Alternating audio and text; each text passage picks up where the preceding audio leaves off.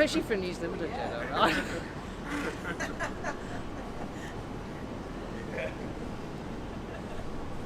Okay, can I just start by saying, particularly to the travelling media, to thank you all for coming with me. I know that it's not normal for a foreign minister visit to have travelling media. You don't have to record all this if you don't want. I'm actually just talking to you. Like, it's not sort of usual business, but I think it's really important. I think that we've got a lot of work to do in the region, and you saw some of that yesterday.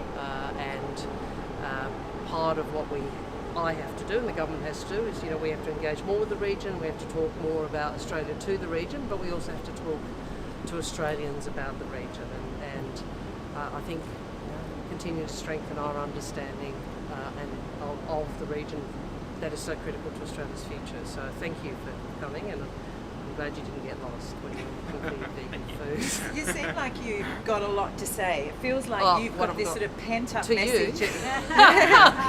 Not to me, but pent-up message that you've been wanting to give Southeast Asia probably for a long time, right? We've been in opposition for a long time. Although I did point out, so you can't say that in Malaysia, given that Barisan Nasional was in government for, was it 50 years? Yeah. I think that's right. Yeah. So you can't talk about how long it was really here. Look, I'm reluctant when I'm overseas to get into partisan politics. What I would say is, I think, as I have said many times, we are in a time where the region is being reshaped and the world is being reshaped, and this generation of leaders and media people, we've got an opportunity to help shape that and a responsibility to do that. And the new government and me as Foreign Minister, I do feel that sense of responsibility, as I think do the people from Foreign Affairs here at Post and who are travelling with me. We know this is a really important time for Australia, and the engagement we have now goes to our relationships and our capability, our capacity to influence the shape of the region that we want to live in and that we want our children to live in. So if that means I have a lot to say, I suppose I do. You've been on an extraordinary blitz of Pacific and Southeast Asian countries. I do like the word blitz. You like the word blitz, yeah. Diplomatic trips. There's a lot of blitzing. It's a tableau term. What is there one common theme that all these countries have been telling you that Australia perhaps wasn't doing before? Look, I think people appreciate the energy, people appreciate the engagement, people appreciate the willingness to listen, and that I want to approach this job with being able to listen and not just to tell people what we think they should do. I think Australia diminishes its capacity to influence the region if we spend a lot of our time appearing like we're telling people what to do. I think there's a process of dialogue, a process of engagement, and that's what I want to be engaged in. Minister, the Home poll came out today. I saw that. That 3/4 of Australians see China's foreign policy as a military threat. People are feeling very unsafe. I'm just wondering how we meet the messages of ASEAN centrality with addressing those insecurities. Well, I think first, we know we live in challenging times. We know that means we have to increase Australia's influence in the region and globally, and you do so by delivering actual strategic capability, and you do so also through your diplomacy and through your relationships. I think ASEAN is important, as I tried to as I tried to articulate in the speech. ASEAN centrality recognises that the centre of a peaceful, stable region in which sovereignty is respected requires ASEAN to be at the core of that. We understand that, and that's the basis on which we'll engage. Look, what I'd say to people in response to that, well, it is. I understand why people are feeling unsettled. I understand why people feel nervous in a time of change. So we have to act with confidence and clarity and a sense of purpose, and that's what the new government is seeking to do.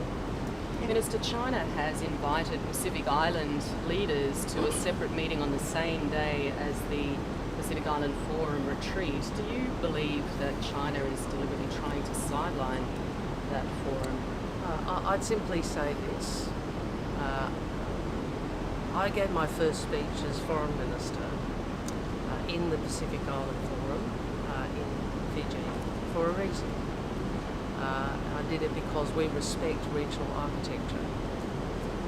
In the same way as in my discussions in Southeast Asia and in the speech you've heard today, and I think also in Hanoi, we talked about the regional architecture.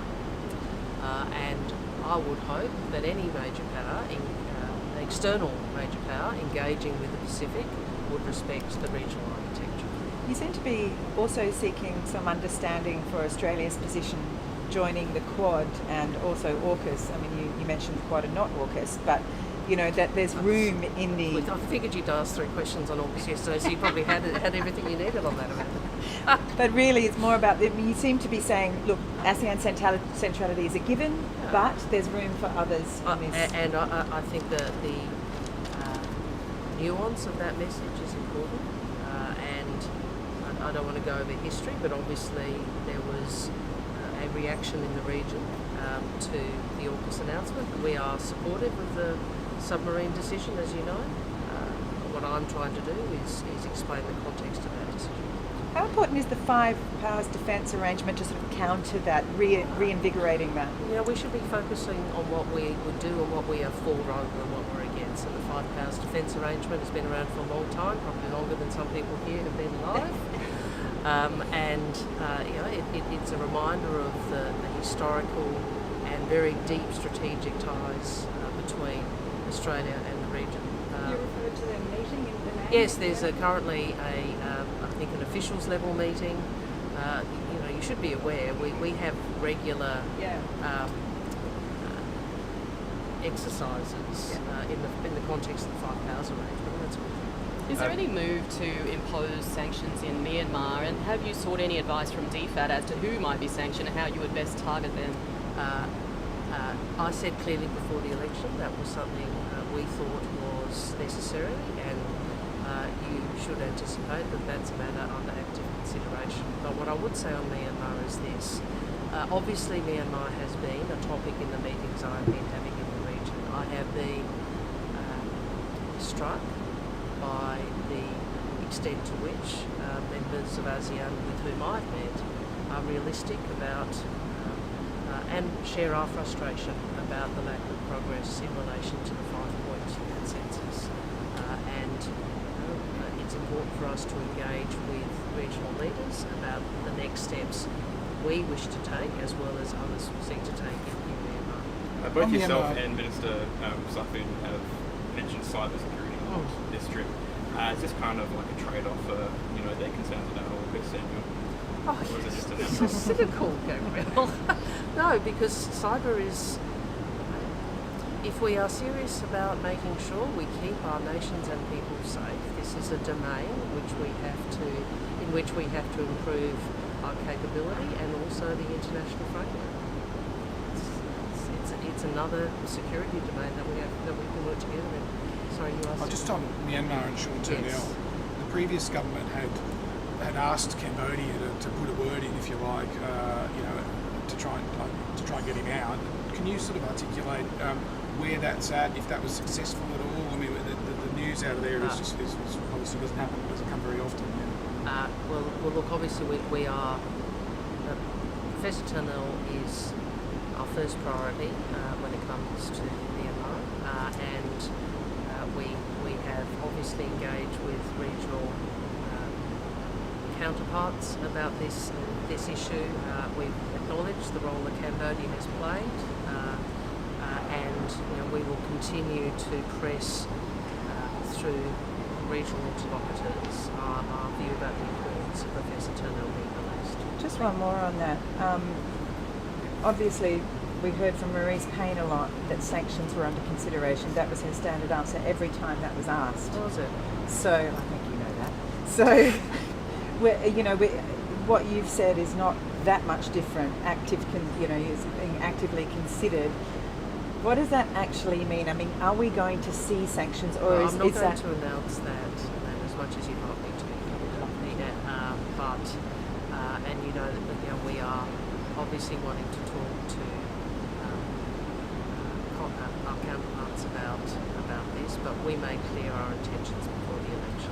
Just one more thing. And I'd also make this point. I think one of the things that I did before in opposition was to engage with the NUJ, and I can flag to you that it is my intention to do so again. Last question. Engage. Sorry. Oh, no, you get. Did you have anyone else? She's ahead. No? I'm way ahead. Oh dear. No, You're right. when you Okay. sorry. Oh, okay. So I was actually going to ask, you talked about speaking to regional partners, but obviously the US managed to secure Danny Fenster's release by sending in an envoy that understood the region well. Is that under consideration? I mean, I know we're looking at a Southeast Asia envoy for more general purposes, but is that under consideration, prospect of sending someone into Myanmar? Well, I think the previous government made some efforts on that, and I think the judgment at the moment is to try and utilise other counterparts in the region. But we will work. We will do what we think is best to try and maximise the chance of his release. When can we expect an announcement on the Southeast Asian? Well, I've got to get home and sort of look at a few things first. So what, in the next couple of weeks? Just We've got a few announcements to work through. Just one for online. Have you raised She with... said last question. Sorry, I'll be quick. Have you raised with Malaysian officials the case of Anthony Jenkins, the young playground who went missing here in Malaysia? Look, not in this trip. I've previously raised that in opposition, as you know, but we can find out where that matter is at with the. It's very distressing. I was briefed on it quite a lot in opposition, and it's obviously very distressing for the family. Those circumstances. Could you just say one thing for the camera about being Summer home? Puggy? No, is it Summer Puggy? What is the time? Look, it's really wonderful to come back to Malaysia. It's such an honour to be here as Australia's Foreign Minister, and I'm looking very much to going back to the town of my birth, where I first went to school and where our old family home still is, and to see my brother and his wife and my niece and nephew and the broader family. Looking forward to it. If there's one dish that you are looking forward to. Yes, the seafood, the fishball juk. We're going to mile 1.5. Oh, I'm not supposed to tell people that. We're going to have fishball juk. Thank you. Thank you. Thanks, Minister. No worries. That's great. That's for social. Well done.